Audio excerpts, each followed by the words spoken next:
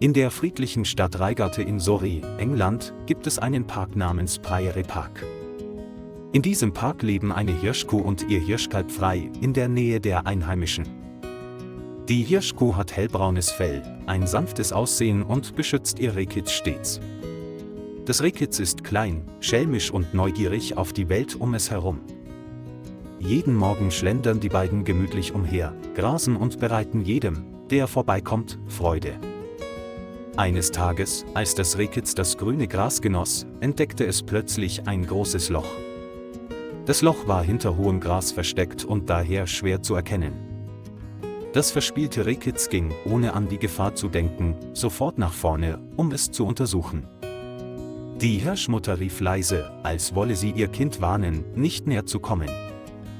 Doch aufgrund seiner Neugier ignorierte das Rehkitz den Ruf seiner Mutter. Es rannte um den Rand des Lochs herum, schnüffelte und spitzte die Ohren, um auf die Geräusche zu lauschen, die von unten kamen. Plötzlich gab der Boden neben dem Loch unter den Füßen des Rehkitzes leicht nach. Das kleine Reh verlor das Gleichgewicht, rutschte aus und fiel in das Loch. Der erschrockene Schrei des Rehkitzes zerriss die morgendliche Ruhe im Park. Als die Hirschkuh die Gefahr erkannte, rannte sie sofort herbei und schaute nach unten. Das Rehkitz lag am Boden der Grube und versuchte vergeblich, hochzukommen, da die Wand zu steil war. Es hielt eine Weile durch und rutschte dann in den nassen, rutschigen Schlamm. Die Hirschkuh erschrak, rannte umher, kam dann dicht an den Rand des Lochs und schrie. Als der Hirschkuh klar wurde, dass sie nicht in das Loch springen konnte, um ihr Junges herauszuziehen, geriet sie in Panik. In einem Moment der Hilflosigkeit drehte sich die Hirschmutter plötzlich um und rannte davon. Das Rehkitz lag in der Grube, schrie schwach und verzweifelt, weil es seine Mutter aus den Augen verloren hatte. Die Hirschkuh lief direkt auf die Hauptstraße zu, auf der viel Verkehr herrschte. Es blieb mitten auf der Straße stehen und blockierte den Weg eines fahrenden Autos. Der Mann am Steuer war William Edison, der auf dem Weg zur Arbeit war. Als er sah, wie die Hirschkuh plötzlich hervorstürmte, geriet er in Panik und trat auf die Bremse. William Edison stieg aus dem Auto und ging zu der Stelle, wo die Hirschkuh stand. Er erkannte sofort, dass es sich um ein bekanntes Reh handelte, das man oft mit seinen Kitzen im Park sah. Als William Edison nur die Hirschkuh sah, vermutete er vage, dass das Rehkitz in Schwierigkeiten sein könnte.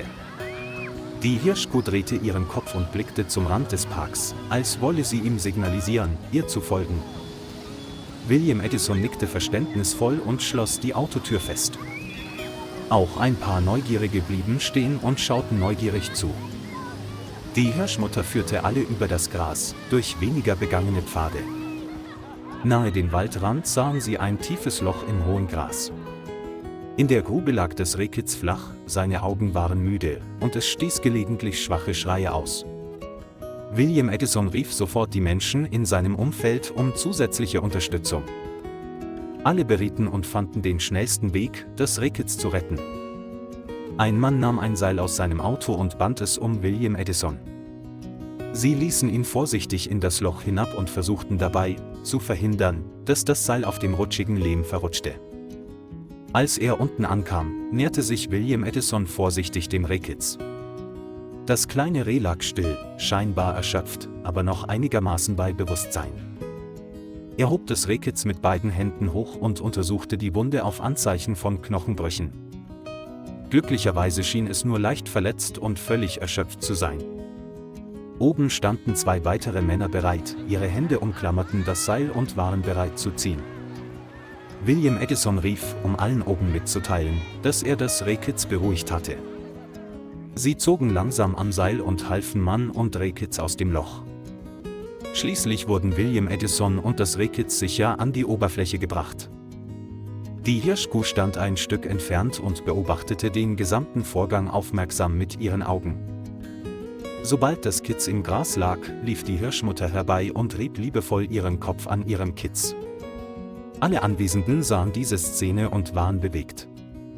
Die Hirschkuh untersuchte ihr Kitz mit der Nase überall, als wolle sie sich vergewissern, dass es in Sicherheit sei. Das Rehkitz reagierte schwach und rieb seinen Kopf an dem seiner Mutter. Der Schrei der Hirschmutter ist nun tiefer und sanfter als zuvor. Alle Zeugen atmeten erleichtert auf und waren überglücklich. William Edison wischte sich den Schweiß ab, sein Gesicht zeigte Erleichterung. Er streichelte sanft das Fell des Rehkitzes und spürte die Wärme eines kleinen Lebewesens. Mehrere Personen traten vor und boten an, die Wunde des Rehkitzes genauer zu untersuchen.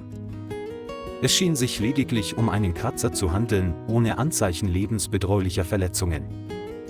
Lange Zeit kuschelten die Hirschkuhmutter und ihr Kitz aneinander. Alle waren erstaunt über die tiefe Zuneigung zwischen Mutter und Tochter. Dann schlug jemand vor, das Loch zuzuschütten, um ähnliche Unfälle zu vermeiden. William Edison stimmte sofort zu, da er nicht wollte, dass noch mehr Tiere leiden. Einer der Leute in der Menge erinnerte sich, dass es in seinem Haus neben dem Park Schaufeln und Werkzeuge gab.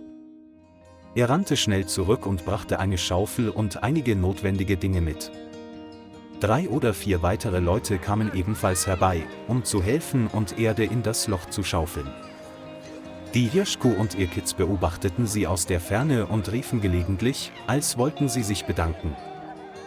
Der Boden des Lochs wurde nach und nach mit Schaufeln voll Erde aufgefüllt, wodurch das Bodenniveau angehoben wurde.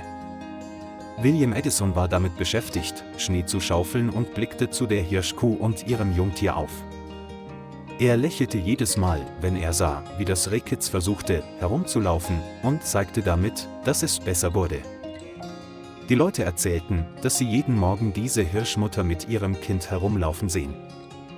Sie empfinden es als eine kleine Freude, die ihnen hilft, voller Energie in den Tag zu starten. Manche Kinder geben ihnen oft niedliche Namen, auch wenn die Hirsche sie nicht verstehen. Als alle sahen, dass das Loch bald gefüllt werden würde, war die Freude auf ihren Gesichtern deutlich zu erkennen. Abschließend wird die Bodenoberfläche geglättet, sodass keine Spur des tiefen Lochs mehr zu sehen ist. Alle stampften mit den Füßen, um die Stabilität zu testen. Die Hirschkuh schlich näher heran und schnüffelte an der neuen Erde. Auch das Rehkitz ahmte es nach und stieß sanft mit seinen Vorderhufen, als wolle es diesen Boden erkunden. Das Flüstern verstummte allmählich und nur Wärme erfüllte den Raum. William Edison legte die Schaufel beiseite und sah Mutter und Kind noch einmal an. Einige Leute lachten fröhlich, als sie sahen, wie sich das Rehkitz nach vorne beugte und scheinbar mitspielen wollte.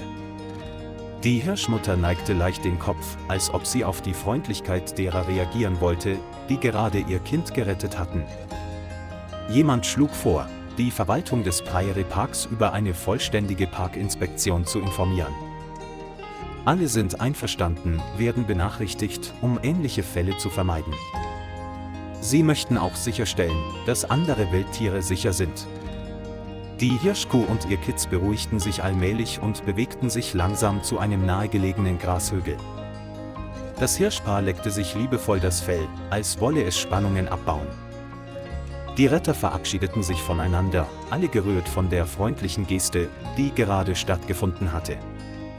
William Edison lächelte und klopfte auf die Motorhaube seines Autos, als wäre er froh, dass es keinen Unfall gegeben hatte.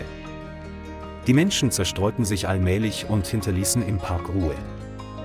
Die Hirschkuh und ihr Jungtier blieben und genossen weiterhin das frische Gras und die Morgensonne. Seitdem wird die Geschichte der Hirschkuh, des Rehkitzes und der Freundlichkeit von Mr. William Edison im Prairie Park in den Erinnerungen der Menschen in Reigate immer mit Stolz weitergegeben.